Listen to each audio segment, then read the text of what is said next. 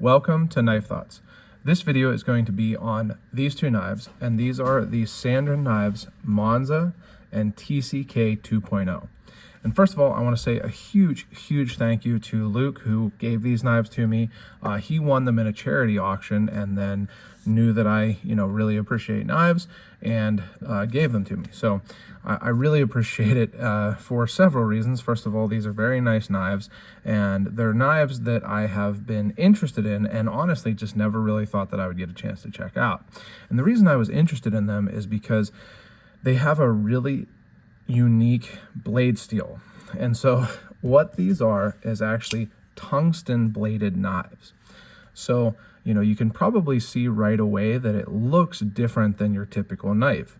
First of all, this Monza has this interesting pattern here where it's kind of random or multi-directional scratches on the flat of the blade. And you notice that it is flat most of the way.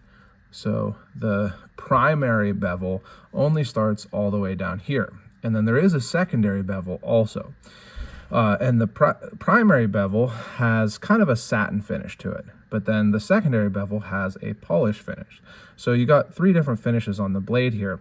So it looks very different, aside from the fact that it is compositionally very different from most blade steels.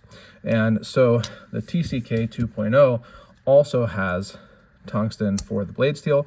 Now this one obviously has a very different finish. It's kind of a black polished finish on the flats, and then it has a primary bevel and a very small secondary bevel. So a little bit of a different finish, but also different than most of traditional blade steel knives. So it's a really interesting thing. It's very different, and what it is basically these are much harder and have more wear resistance than any normal steel. Now, along with that comes more brittleness. Now, I'm not a metallurgist. I'm not, scientific in any way, but the more wear resistance, the harder the steel, the metal, whatever, the more brittle it tends to be, and I have always understood that to be true for tungsten.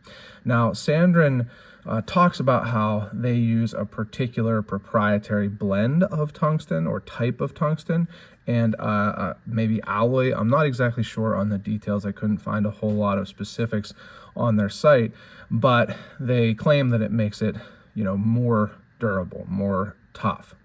I have carried and used this one, the Monza, quite a bit actually, and haven't had any issues with it chipping.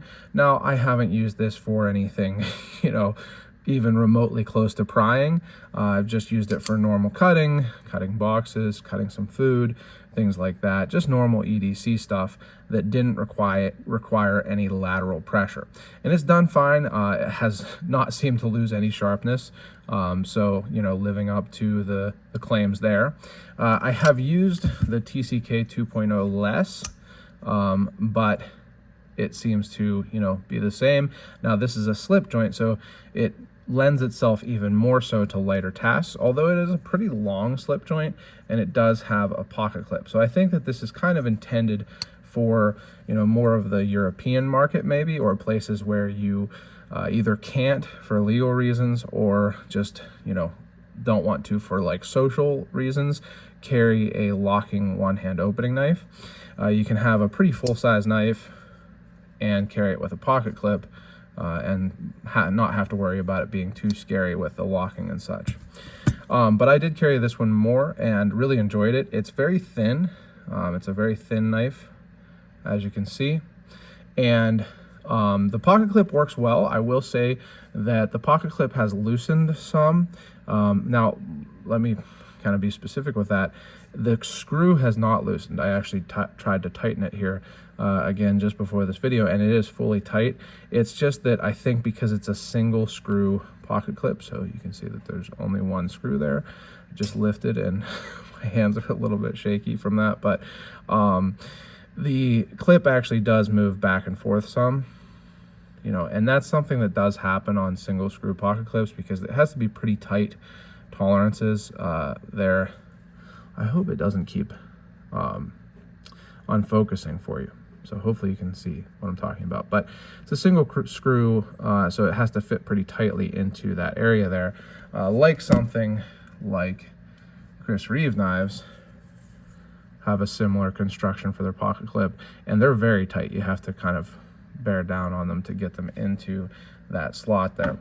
So it did loosen a little bit, but this has a lock that is pretty popular recently these days. It's similar to like a shark lock. It's similar to a super lock, whatever you want to call it. It's basically a bar that has an extension that goes up behind the tang here. So it works similar to a plunge lock, like an axis lock, but instead of a bar going horizontal, it's a bar that's going vertical along with the direction of the handle and spine. So a little bit of a different, lock. Works really nicely. I think it's pretty nice how it's low profile. I have had trouble with this type of lock in the past on some knives, but I don't have any with this.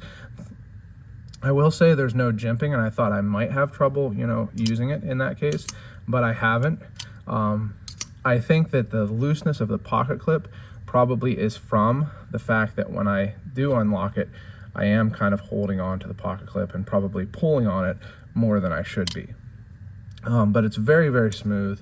No blade play even when unlocked side to side. No blade play forward and back when locked. It does have two-sided pocket clips, or I'm sorry, two-sided thumb studs, so you can middle finger flick it, and it's very comfortable in the hand. I like this handle shape. You can get your 2 fingers here, 2 fingers here. It's got a nice guard, a little bit of jimping on the thumb ramp, and it's a nice size too. I'll show you in comparison to the Sebenza. And like I said, I'm going to focus on the Monza here because I carried it more.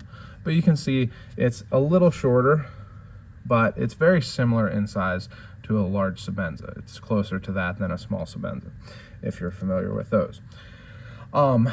Another thing on this, the particular version of the Monza, I believe there are other versions, but this is actually zirconium. The handles are zirconium. So it's another kind of unique and fancy material, and another material that I have never had in a knife before. So it was really cool to check that out. It's a very fancy feeling material to me. It has nice machining on it. You can probably hear that a little bit. And it has held up really nicely also. It hasn't seemed to scratch up very much, certainly not as much as plain titanium like the Sebenza. So both really cool knives. I think, again, if you want a slip joint that is going to hold an edge as long as a knife basically can, then this is a great option for you. These are not inexpensive knives. I think that this one's like in the, I don't even know that this version is available anymore, but it's in the like $600 range, something like that. So certainly, expensive knives. And again, I really do appreciate Luke giving these to me. It's been a real pleasure to check them out. And I think that they're really, really cool, something special. If you want to get something fancy and different and special, these definitely are that. So one more time, thanks to Luke for giving me these knives. I have knives. I have really enjoyed them, and am going to continue to carry and enjoy them. Man, I'm struggling here. If you enjoyed this video, make sure you subscribe to the channel, click the bell, and select all so you know when I post new videos. Check out my website, knifethoughts.com, where I post articles on knives like these and knife-related topics. And also make sure you subscribe to the newsletter there, the email newsletter. And last but not least, as always, don't forget to go out and do good.